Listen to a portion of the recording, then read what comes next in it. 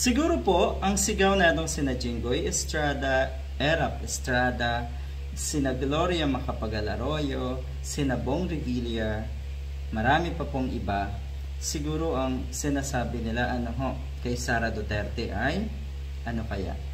Welcome to the club. You belong. O ayan. In the same circles, etong mga ito. Alam niyo naman. At sana, talagang pagtuunan ng pansin ito. Hindi lang po etong 112 million confidential fund na ito. Yung napakaraming panggugoyo. Yung napakaraming scam na nangyari na ginawa ng DepEd under Sara Duterte at OVP nga under Sara Duterte. Sana rin po ay pagtuunan nyo ng pansin yon. Hindi lang itong 112.5 million na confidential fund na hindi malaman kung saan napunta. So daw? Welcome to the club. Yan po ang sigaw na itong sina Jinggoy Estrada, Erap Estrada, Gloria Arroyo, Bong Revilla, kay Sara Duterte. Although the Vice President is an impeachable official, legal experts have clarified that she does not enjoy immunity from suit or legal suit, leaving her vulnerable to criminal charges while in office. Yon.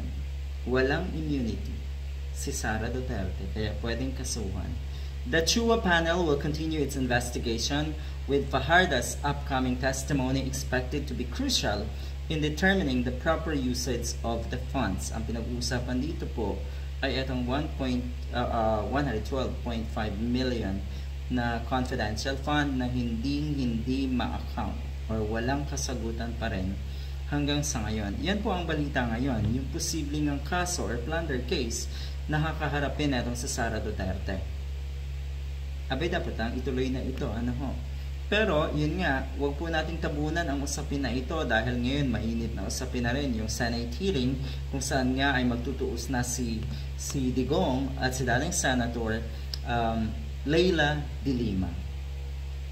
Masaya, no? Napakasaya ng mga balitang na nakikita at nababasa natin. Ito po ay napakaagang pamasko para sa lahat ng mga kababayan natin. Yung mga dapat managot sa taong bayan at sa ating bansa ay eto na. Diba?